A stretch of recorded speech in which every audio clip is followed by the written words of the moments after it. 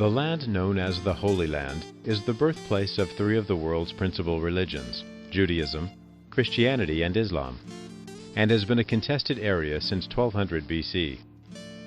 The original inhabitants, the Canaanites and Philistines, were conquered in 1000 BC by the Jews, who remained sovereign for about 300 years. For the next 1500 years, a series of conquest and occupations left a residual Jewish population in the area of less than 20%, the rest being predominantly Muslim and Christian Arabs. During the 1800s, a nationalist movement among the Jews in diaspora emerged in response to persecution. These Jews, known as Zionists, sought to re-establish Jewish sovereignty in Palestine. During World War I, the major imperial powers, including Britain, France, and Russia, were allied against Germany and Turkey and vied for control of the Middle East and its newly discovered oil fields. The Zionists skillfully played off the need for the support of the Jewish communities in each of these nations for the war effort, in order to get backing for their settlements in Palestine.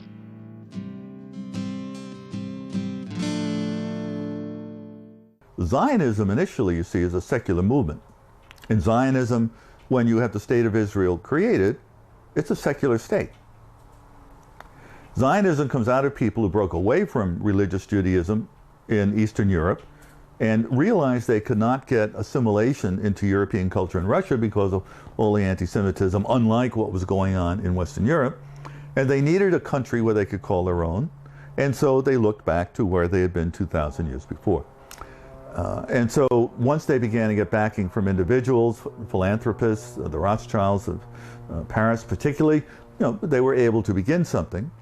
You have one wave, the first Aliyah, and then you have a second in 1905 where David Ben-Gurion comes over. And these people were highly militant. And they criticized the first wave, because the first wave came over, and while they purchased land, absentee landowners, by the way, not Palestinians, who had bought up the land of the 19th century, they did not expel the Palestinians. They used them to work. And as labor, and when you had the militant Zionists, who were very close to communism, far right, far left wing, hardline people, came in, they said only Jewish labor can build a new Israel, and you cannot have Palestinian labor, you see. So they're very critical of this. And at the same time, they were quite open about their objectives. So the Palestinians were very aware of this, you say, and very aware of Zionist objectives, and Zionists were quite willing and aware to confront and take on Palestinian objection. We really don't know what would have happened. Zionism might not have gone anywhere except for World War I. And then in World War I, when you have this conflict that includes the Middle East, you have the imperial powers allied, Britain and France, with Russia, who had often been at odds, totally at odds, during most of the 19th century, quite often over the scramble for power, the scramble for territories in Africa, as well as Southeast Asia. You have this tremendous explosion. This wasn't the beginning of imperialism, but it was the real push, we might say, and much more occupation, particularly by France in North Africa. Well, what many people don't know is that in World War I, your subjects from these colonies or areas that you controlled, you had them fighting for you in Europe, not just in the Middle East. You had tens of thousands of Indians fighting there, etc. Many Muslims.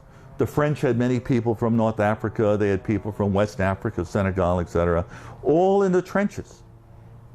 You see, you want them happy, you don't want them opposed to you.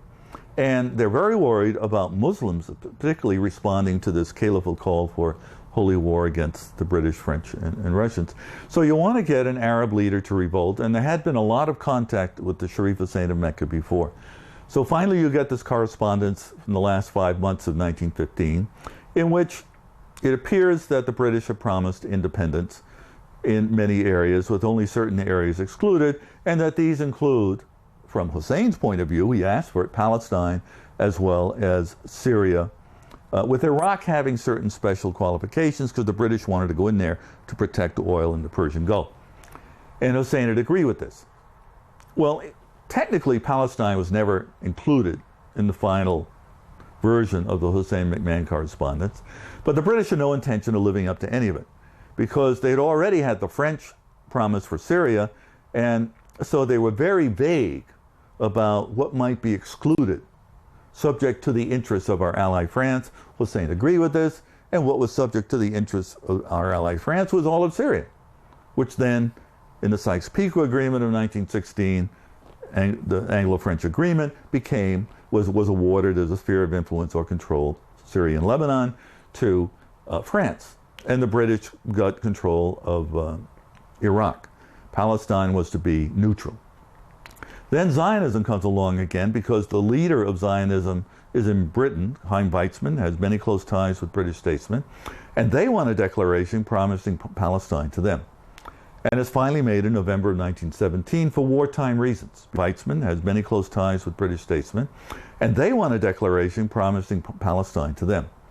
And it's finally made in November of 1917 for wartime reasons, because by this time the Russians were about to collapse. You had one revolution in March, and now you're going to have a second one in November where the Bolsheviks come in. You're trying to forestall that, and if Russia goes out of the war, you're terrified, because Germany can then put all its troops against you and France on the Western Front. The United States isn't in there yet. And so, while there was a great deal of sympathy in the David Lloyd George government, and Arthur Balfour was the foreign minister for Zionism, wartime expediency played a major role, because the argument was, the way it was presented by Weizmann and people, was that if you promise Palestine to the Jewish people as a national home, then you get so many Bolsheviks who are Jews, they'll be totally sympathetic and they'll stay in the war. Conversely, there are many Americans who want to see this, and this may influence Woodrow Wilson to actually commit troops, because Wilson had committed the United States to the war much earlier, but troops had not really come in, you see. And as a matter of fact, it had no influence, but troops did begin coming in January and February of 1918, and without them, Germany might have won the war in the major offensive that happened in March. Here you have the victorious powers coming together. And one of the deals after the war was that the victors could take all the colonial possessions of the losers. So there's this gradual parceling out between the British, French, and the Japanese particularly, of these lands. And how do you justify this? Because Woodrow Wilson really opposed this. He said his 14 points, of course, of January 1918, the wishes of the inhabitants of a country should be considered as the primary concern. If we're allowing European rulers to come in, if they're not going to be independent, then the will of the population must be considered. So it can't be colonies. And so you created the idea of mandates. And a mandate meant that anyone who took over a territory, new or otherwise, and say Palestine, Iraq, Syria, and Lebanon, which had never existed as countries before, are now divided up. And they become countries, and they become mandatories of France and Britain. And the way you get around the idea of colonial spoils and all that is to say the mandate obligates you to prepare the inhabitants of these countries for self-government at some time in the future. But then Palestine became a special case because the British violated the provisions of the mandate for Palestine, because they put the Balfour Declaration into the Palestine mandate, you say. What did this mean? It meant that for Palestine, the wishes of the inhabitants, 90% Arab, would not be listened to, and they would not be developed for independence. It would be Jews, once they came in through immigration, you see, they would be allowed to develop. And so it's really with the Palestinian mandate and the violation of the mandatory provisions to give the Zionists the right to create a majority of Jews to create a Palestinian state, that the real Palestinian Zionist conflict begins, with very few illusions on both sides. And the Zionists themselves knew quite well that the Palestinians had national identity, and they were fighting, and Jabotinsky, Vladimir Jabotinsky was head of the right-wing revisionist party, Likud is that today. They wanted to control Jordan as well, Transjordan at the time. Forget just the West Bank. But he said, look, ladies and gentlemen, he said in 1921, he said, I've never heard of any people welcoming the people who are going to conquer them and take them over and deprive them of their land. We're going to have to fight them. And his idea was that this would be an iron wall, that you had to impose your will on Arabs, the Palestinians, to show them that you are all powerful, and ultimately they will submit. So the Zionist attitude was that you were going to have to crush the Palestinians. Now the Palestinians really didn't have very much power. They couldn't get any money in from outside. The labor Zionists, the official Zionist movement, people don't know this, was not the most powerful movement in Palestine, even though it was the official representative to Britain of Zionism. Chaim Weizmann in London, Ben Gurion in Palestine. But the major investment in Palestine was by independent Jewish investors. The Americans, Judge Brandeis, Louis Brandeis leading them, broke away from Zionism, labor Zionism, because they didn't want socialism and didn't want to be controlled. So it was really private investment more than anything else, not the socialist labor Zionism, that got most of the land that you actually bought, which was by 1948 still only 1/3 of the land. And Palestinians was still 2/3 of the population. When Hitler comes to power in 1933, you begin to have a situation, and everyone knows what Hitler is about. And when he comes in, you begin to get, of course, anti-Jewish laws, racist laws, forbidding marriage with Aryans and things like this, and then it gets worse, you're barred from employment. And even before you really get the major persecution that's going to come in the later 30s, although the camps, the concentration camps, were really built for political opponents, mainly Catholics and some Protestant, not for Jews. They were put in there later on after 1941. But you begin to get Jews looking at this and saying, where can we go? And the Nazis are trying to encourage them to go. And there's actually an arrangement made with Zionists in Palestine so that German Jews who want to go can go to Palestine and have the equivalent of their wealth, they're leaving their property behind, transferred so that they get the value of their possessions in Palestine, you see. And so suddenly, in 1933 to 1936-37, you almost triple the Jewish population of Palestine because of these events in Europe. And the wealth that comes over is very significant because this influx, and some of it's from anti-Semitism against Jews in Poland as well during the time, is able to build an infrastructure, an industrial infrastructure that you've never had before. You get a middle class, upper middle class people with money to invest. You get new industries which are not going to affect the Palestinian Arabs. They're totally separate from it. And this is quite a different class of people than the penniless workers who were coming over in the 20s that the labor Zionists were bringing over. So it transforms things. And with many other issues that are going on, it ultimately leads to an Arab revolt that is going to happen from 1936 and will not be fully crushed until 1939. And this is an Arab revolt. In part it is despair against what is seen suddenly. You know, the Jewish presence hasn't been that much before, but now suddenly you're getting a very large Jewish presence. So you seem to be losing ground in this way. You become aware, some of you, that your leadership may have been, some of it, selling land to Zionists. You have increasing expulsion from lands that are bought, because the idea of Jewish labor meant also that this was inalienable Jewish land. And that meant that once Jews bought land, it could never be sold to a non-Jew. And Arabs living on the land would be thrown off. And so while the percentage is not that large, it is, you know, several thousand people who are going into shanty towns around the cities, Haifa, Jaffa, etc., in the 30s. And so there's a displaced class of people here as well. And there's growing resentment as what is seen as the inability of the Palestinian leadership to oppose this in any form whatsoever.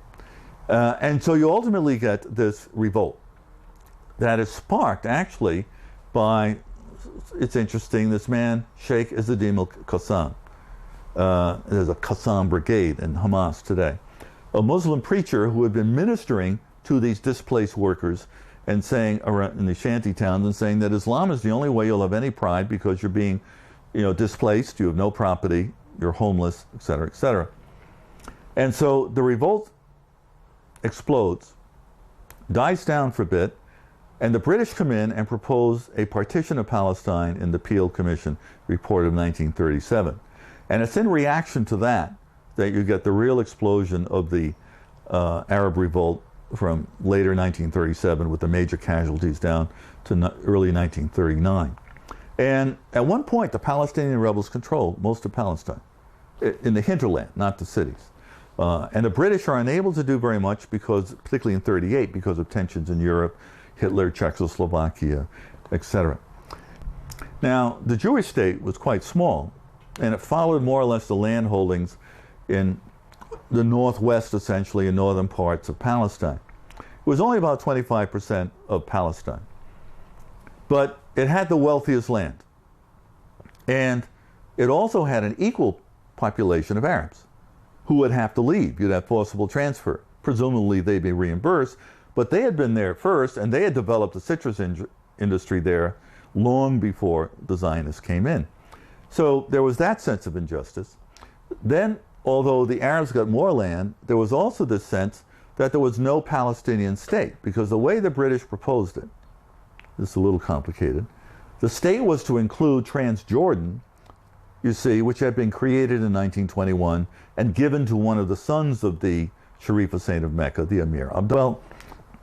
Abdullah had been very interested in aligning himself with the Zionists and moderate Palestinians to get Jewish investment in Transjordan, because economically it was a basket case. And so he was very close to the British.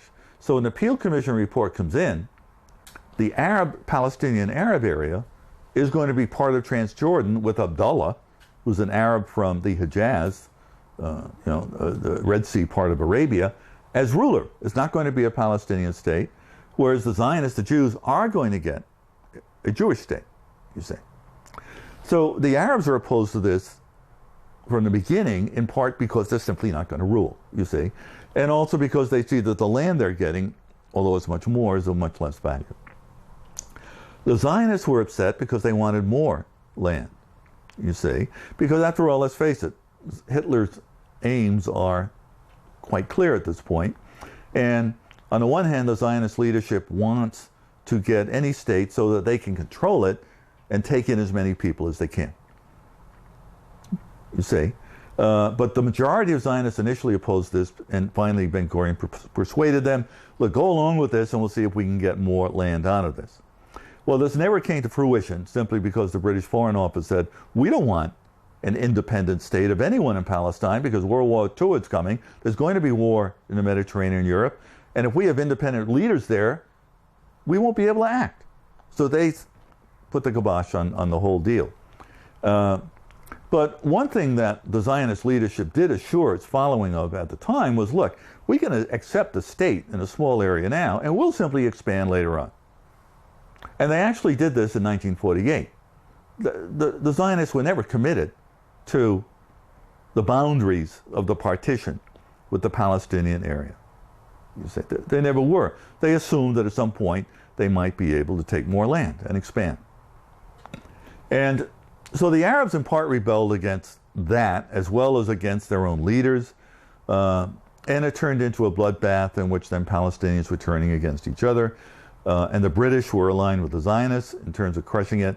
And once you thought you had peace in Europe, after the Munich agreements, when Chamberlain came back in October 38, we have peace for our time, then the British were able to send a lot of troops and armored cars over to Palestine and crush the Arab revolt. Now, ironically, as soon as they did that, they then turned around in a very cynical deal and undermined their commitment to the Zionists. In a 1939 white paper that came out in May, but they've been planning this for a while. Because here they are looking at, ensuing war, which is coming ever closer. And they're saying, well, the Arab countries surrounding Palestine are getting increasingly upset at what's going on in Palestine.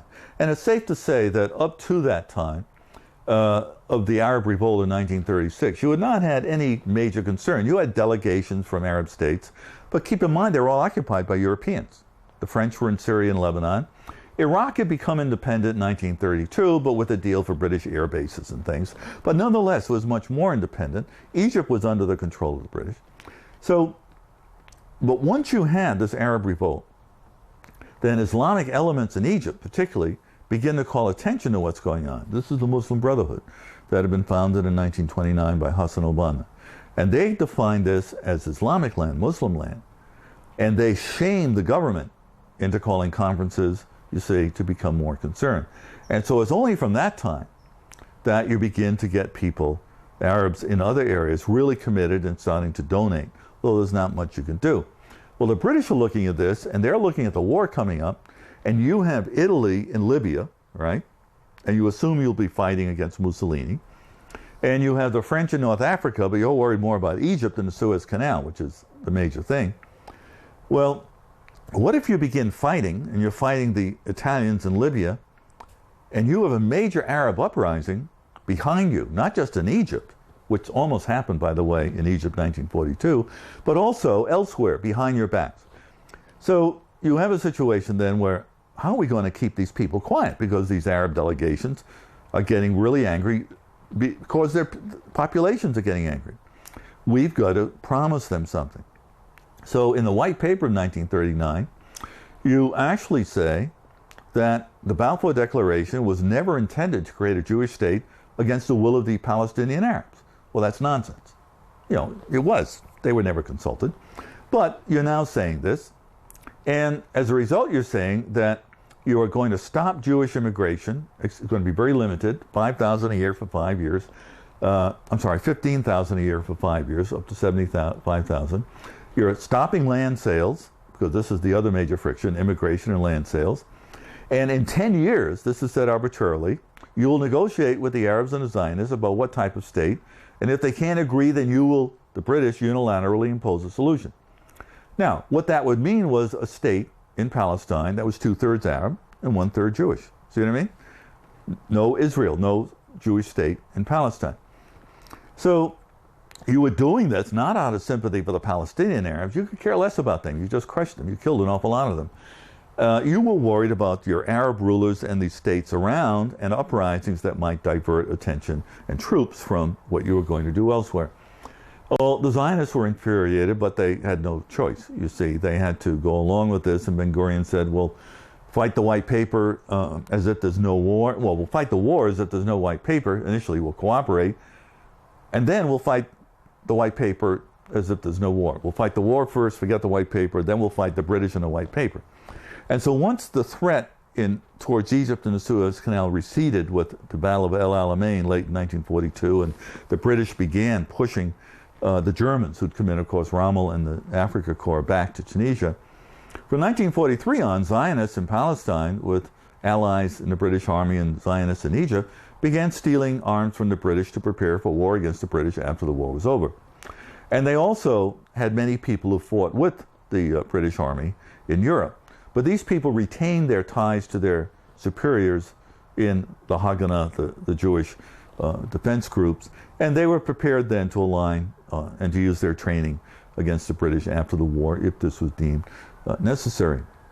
At this time then, once you get the horror of the Holocaust being known, and that, the Zionists then have an excellent case to claim that because of what happened to the Jewish people, it is all the more necessary to have a haven for them that can only be a state of Israel. And the Palestinian Arabs, being legalists, are saying that we're not responsible for the Holocaust. We oppose that, we condemn that, but we also resist, the developments that the Zionists are claiming they have a right to have, namely to have a state. And you begin then to have this whole period from 1945 to 48 in which the United States plays an increasingly important role. This had begun in 1942 in the Biltmore program. There was a meeting at the Biltmore Hotel in May of 42 where the Zionists met to try and mobilize support among American Zionists, because most American Jews were not committed Zionists. And you wanted to arouse them also to the horrors of what was going on and try to push the Roosevelt administration to do something also about the atrocities in Europe and maybe do something about the camps. This did not happen. But this also led to a major split within Zionism, because Chaim Weizmann was still in England, and he wanted to negotiate vis-a-vis the British. Ben Gurion was saying, he was based in Palestine, but he'd come to this meeting in New York, forget the British. It's facts on the ground, and we're going to mobilize opinion in the United States against the British if necessary in order to do this. And the history is very complicated from 1945 to 48, but essentially the British are so weakened by World War II, people don't realize this, that they wound up much worse off, finally, than the French, the Italians, and the Germans, because we gave those people a Marshall Plan to develop their economies to stop the appeal of communism. You see what I mean? And we rebuilt Japan for anti-communist reasons. But the British economy remained terribly weak well into the 1960s. And in the winter of 46, 47, you couldn't buy gas for cars for 6 months. And the winter was so bad that people froze in their homes because there was not enough coal. And the British were still trying to maintain their empire. But you also were so frustrated with Zionist resistance and terrorist attacks against the British, and the United States, Truman, for sometimes domestic political reasons, was, making statements favorable to Zionism, infuriating the British. Well, as a result of all of this, in William Roger Lewis's term, the Foreign Secretary, Ernest Bevin of Great Britain, hurled Palestine into the United Nations. Technically, they still had the mandate, and they said they will withdraw in 48, but they were no longer responsible for it. The United Nations sent a committee to evaluate this in the summer of 47, and they recommended partition. And the Zionists eagerly accepted this, and the Palestinian Arabs didn't, because they were still 2/3 of the population, and they felt this was unjust. Now, you can argue what you want about whether they should have, all their fault, and certainly the Israelis have said ever since that the Palestinians never lost an opportunity to never miss an opportunity to miss an opportunity. But a lot of powers, including Israel, had quite to make quite sure at times that the Palestinians would miss that opportunity. The conditions would be such that they would feel they had no choice but to reject something. But nonetheless, this partition, which was approved in the UN after Thanksgiving in 1947, officially recognized 2 states, Palestine and Israel, to be declared, within 6 months.